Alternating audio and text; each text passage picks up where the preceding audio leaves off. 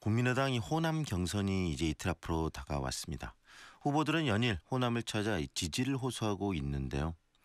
세월호 인양이 이루어지고 있는 오늘 아침은 정말 누가 국가 지도자가 돼야 되느냐 하는 그런 부분에 대해서 더 많은 생각을 하게 합니다.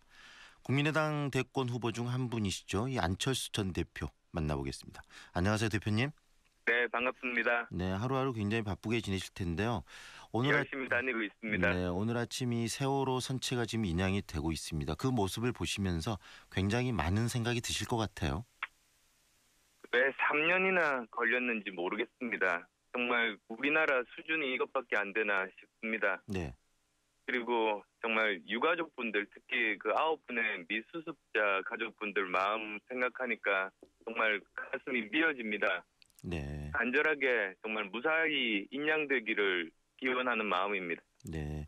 이 세월호 이 인양을 보면서 많은 국민들이 과연 더 어떤 분이 우리 대한민국의 미래를 이끌어 나가야 되느냐, 이 국가 지도자의 덕목에 대해서 많은 생각을 좀 하게 될 것 같습니다. 우리 후보께서도 그런 그 고민들을 더 깊게 하시는 그런 날이 되지 않을까 싶기도 합니다. 네, 그렇습니다. 지금 정말 국가의 기본이 무너지는 모습을 지난 몇 달간 봤지 않습니까? 네. 정말 우리는 지금까지 진보 보수가 싸운 게 아니었던 겁니다. 기본이 안 돼 있었던 겁니다. 네.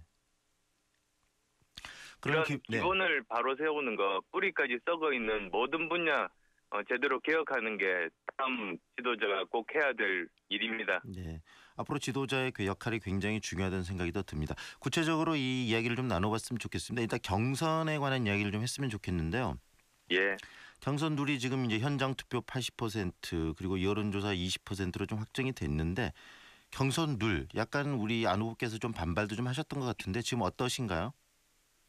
예, 저는 다른 것 떠나서 정말 어려운 상황에서 당 지켜온 당원들 의사가 제대로 반영되지 못했습니다. 따라서 저 참 죄송한 마음이 있습니다만 네. 원래 협상이라는 게 양보하고 타협하는 것 아니겠습니까? 그래서 당 중재안 수용하고 이기기 위해서 지금 최선의 노력 다하고 있습니다. 네. 그 내용에 대해서 처음에는 동의하지 않으셨지만 일단은 수용을 하셨다. 그리고 지금 열심히 뛰고 있다. 이렇게 정리를 하셨네요. 예, 그리고 원래 경선이라는 게 본선 승리를 위한 과정 아니겠습니까? 네. 공정한 경선으로 멋진 승부 펼치겠습니다. 네. 그리고 지금 우리 후보께서 이야기하시는 게 이 지금 자강론을 이야기를 많이 하시는데요. 예. 우리 안 후보께서 생각하시는 자강론이라는 게 어떤 건지 우리 청취자분들께 설명을 좀 부탁드리겠습니다.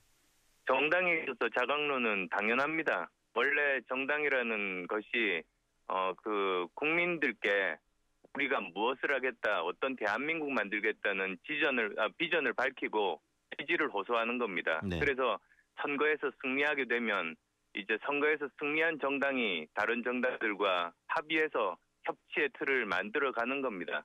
그래서 네. 원래 선거 전에 자기가 무엇을 하겠다고 밝히고 열심히 자강하는 것이 그게 올바른 일입니다. 네. 국민들이 지지해 준 만큼 다른 당과 연대를 통해서 뭔가를 모색하는 게 아니고 당 자체의 힘을 키워서 국민들의 어떤 그 기대에 보답하겠다, 부응하겠다. 이게 자강론이라는 말씀이신가요? 네, 그렇습니다. 네. 그런데 지금 현재 손학규 후보나 박주선 후보는 우리 안 후보의 자강론을 굉장히 강하게 비판하더라고요. 어제 박주선 의원 저희 방송에 나와서 실체 없다. 토론회에서도 이야기를 못하더라. 이런 이야기까지 하시던데 그에 대해서는 어떻게 우리 안 후보님 답을 하실 수 있을까요? 예, 토론회 통해서도 조목조목 설명을 드렸습니다. 지금 나오고 있는 연대론들 있지 않습니까? 네. 제가 연세대학교를 반대하는 건 아닙니다만 네. 연대론 반대했습니다. 더 구체적으로 보자면 저는 탄핵 반대 세력에게 면죄부를 주는 연대에 반대한다고 분명히 밝혔습니다. 네. 그리고 또 정치인만을 위한 무원칙한 연대에 반대하고 그리고 특정인의 반대를 위한 그런 공학적 연대에 반대한다. 그래서 심지어 제가 이런 3원칙까지도 밝혔습니다. 네.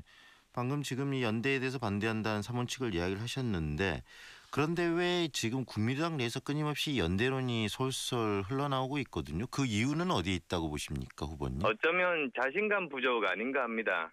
그런데 원래 정당이라는 것이 스스로 이제 자신감을 가지고 국민들께 믿어달라고 해야 되는 겁니다. 자기 스스로도 자기를 믿지 못하는데 어떻게 국민들께 믿어달라고 하겠습니까? 네. 근데 정치라는 것은 또 세력 싸움이기도 한데 국민의당이 현재 지금 40석을 넘지 못하는 정당이거든요.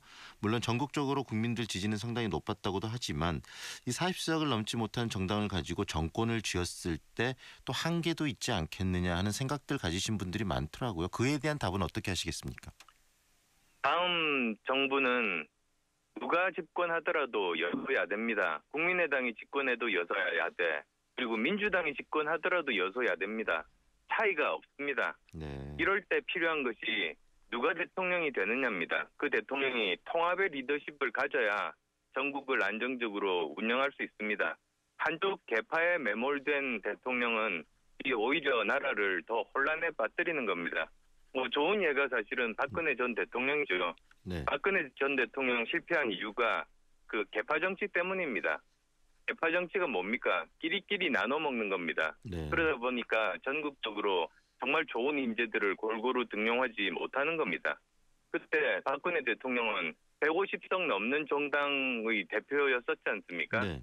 그런데도 오히려 나라를 반으로 가르고 국가를 제대로 운영하지 못했습니다. 네. 따라서 그 경우에도 모든 국민들이 이제는 알았을 겁니다. 이제는 이건 대통령을 뽑는 선거지 그 대통령에 속해 있는 정당 의원 숫자로 국정이 잘 운영되는 것은 아니다. 그걸 알았을 겁니다. 네. 그럼 후보님께서는 지금 이 국민의당 내부에서 조금씩 흘러나오는 이런 연대 이런 것이 일종의 또 계파 정치를 지향하는 그런 방식이라고 이해를 하시는 건가요?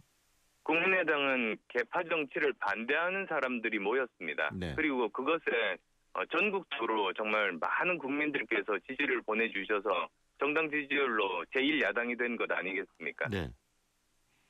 그래서 국민의당이 그런 지지를 유지하기 위해서 다른 당과의 어떤 연대가 아닌 자강을 통해서 국민의당 힘을 보이고 국민들의 지지를 유지해야 된다, 부응해야 된다. 지금 이 말씀이시네요.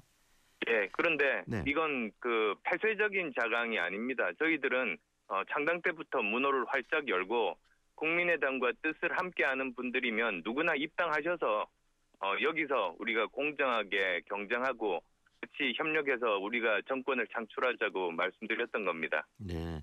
그리고 특히 국민의당에서 최근에 이야기가 나오는 것 중에 하나가 지금 현재 개헌 관련 이야기입니다. 정치권에서도 개헌 이야기는 많이 나오고 있지만 지금 대통령 선거일인 5월 9일까지 날짜까지 봐가지고 개헌 국민투표를 하자. 이걸 지금 국민의당을 포함한 자유한국당, 그다음에 바른정당이 지금 합의를 했거든요. 그 부분에 대해서는 후보님 어떻게 생각하십니까?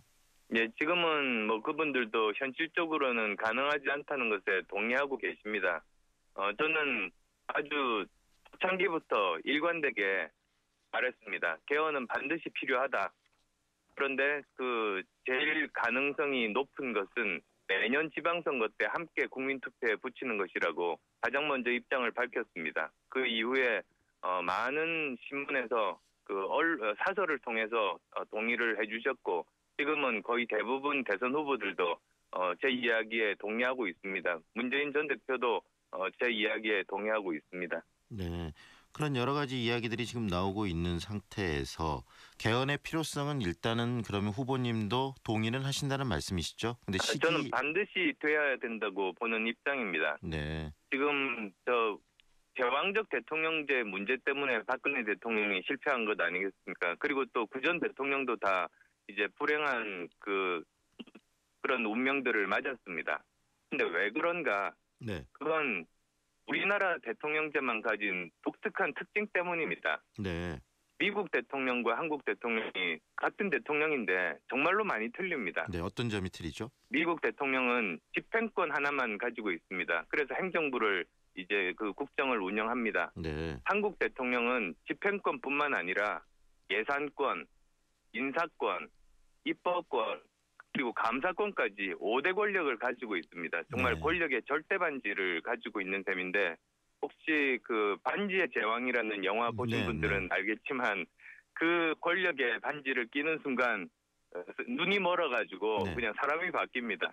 어쩌면 우리 대통령들도 전임 대통령들께서도 대통령 당선되면서 그 권력의 반지를 끼자 말자 그냥 이제 개헌 약속도 다 잊어버리고 그렇게 된 것 아닌가 싶습니다. 이걸 반드시 다음 이번 대통령은 고쳐야 됩니다. 네. 개헌을 해야 됩니다. 임기 중에. 실질적으로 지금 우리 대한민국의 이 대통령의 권한이 너무 막대하다. 거기서 오는 문제점이 많다는 지적을 하셨는데 그렇다면 우리 안 후보께서 대통령이 이번에 되신다면 스스로 이런 권력의 많은 부분들을 또 내려놓으실 그런 자세도 돼 있으신가요? 네, 꼭 그렇게 해야 됩니다. 이건 지금까지 우리나라 전임 대통령들이 모두 다 이제 불행한 운명들을 맞게 된 건 사람의 문제가 아니고 제도의 문제이기 때문입니다. 네. 이럼에도 불구하고 나는 다르다고 하는 건 그러면은 그렇게 주장하는 사람이 있다면 그 사람은 김대중 대통령이나 노무현 대통령보다 내가 더 나은 사람이라고 주장하는 거 아니겠습니까? 네. 그건 말이 되지 않습니다.